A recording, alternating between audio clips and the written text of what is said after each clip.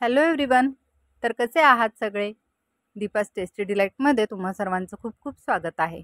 तर आज मी बटाट्यापासून अगदी एक झणझणीत अशी रेसिपी बनवते. तर मसालावाला हिरव्या वाटणातील बटाटा बनवते मी आज. तर त्यासाठी मी हे मीडियम साईजचे 4 बटाटे घेतलेत. त्याची साल काढून ते आपल्याला स्लाईसमध्ये कट करून घ्यायचे. तर मीडियम साईजमध्ये मी हे स्लाईस कट करून घेतलेत. फार पातळ पण नाहीत ठेवायचे आणि फार जाड पण नाहीत. तर असे मीडियम साईजमध्ये मी ते सगळे बटाटे कट करून घेतलेत. आता त्यानंतर ते काळे पडू नयेत म्हणून मी ते एका बाउलमध्ये पाण्यामध्ये घालून ठेवणार आहे. आणि आता ते पाण्यामध्ये ठेवलेत आणि आपण आता मसाल्याची तयारी करून घेऊयात. तर मी भरपूर असा कढीपत्ता घेतलाय. अगदी पाऊण वाटी असेल हा कढीपत्ता. त्यानंतर 10 ते 12 हिरव्या मिरच्या आहेत, 8-10 लसूण पाकळ्या आहेत आणि भरपूर कोथिंबीर आहे. तर हिरवी मिरची तुम्ही तिखटपणानुसार कमी जास्त करू शकता. तुम्हाला कितपत तिखट हवंय त्या प्रमाणामध्ये. पण बाकी कढीपत्ता आणि कोथिंबीर बाकी भरपूर यूज करायचा आहे. तर आता हे सगळं मी मिक्सरच्या भांड्यात घेणार आहे आणि ते बारीक वाटून घेणार आहे. तर एक एक करत मी सगळं मिक्सरच्या भांड्यात घेतलंय. त्यानंतर घालायचं आहे चवीनुसार मीठ आणि हा एका लिंबाचा रस. तर हे पूर्ण एक लिंबू मी त्यामध्ये पिळून घेणार आहे.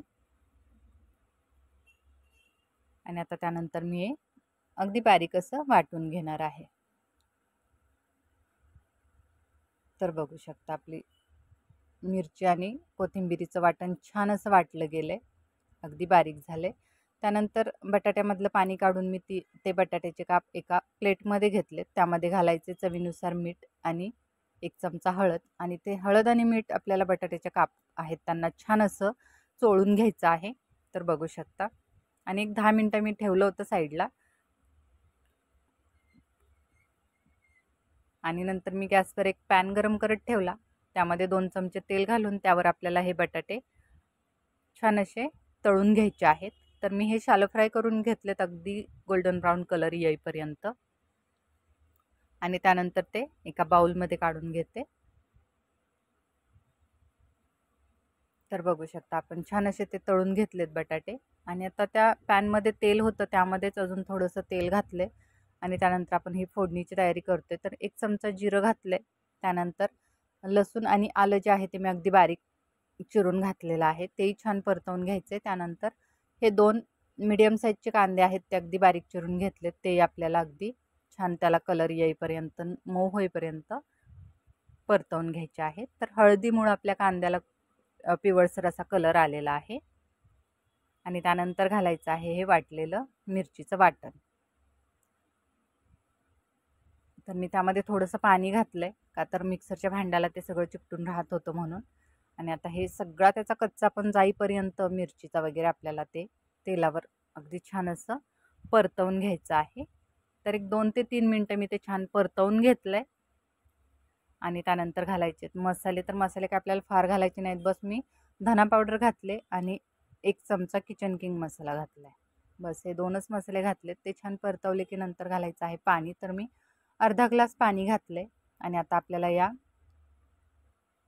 भाजीला उकळी येऊ द्यायची आहे.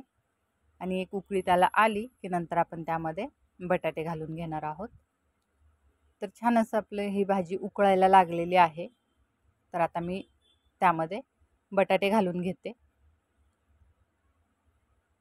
आणि आता बटाटे घालून झाल्यावर ते मी सगळ्या साईडनं असे पसरवून घेणार आहे की जेणेकरून आपला जो हा मसाला आहे तो सगळ्या बटाट्यांना आतपर्यंत छान मुरला जाईल आणि त्यामध्ये बटाटे शिजले जातील. आपले अर्ध्यापेक्षा जास्त तर बटाटे फ्राय करताना शिजले गेले होते. पण त्याला छान मसाला लागावा म्हणून मी ते मसाल्यामध्ये दोन्ही बाजून असं छान मिक्स करून हलवून त्याला परतवून घेतले. तर बघू शकता आता त्यातलं पाणी पूर्णपणे आटवलं आहे. मी त्याची सुकी भाजी बनवली आहे.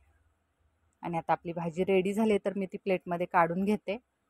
तर आपण नेहमी बटाट्याची सुकी भाजी बनवतो, पातळ रस्सा भाजी बनवतो. पण ही थोडी वेगळ्या पद्धतीनं अगदी झणझणीत अशी बनवलेली बटाट्याची भाजी. तर त्याची रेसिपी तुम्हाला कशी वाटली ते मला नक्की सांगा. तसेच ही रेसिपी तुम्ही पण एकदा ट्राय करा, तुम्हालाही आवडेल. त्याचबरोबर आपल्या चॅनलवरच्या रेसिपीज तुम्हाला कशा वाटल्या ते मला नक्की सांगा. आपल्या चॅनलला कनेक्टेड राहा. आणि रेसिपीज आवडत असतील तर लाईक, शेअर आणि सबस्क्राईब नक्की करा. चला तर मग असंच भेटूया पुढे अशाच एका नवीन रेसिपीसह. तोपर्यंत बाय. थँक्यू.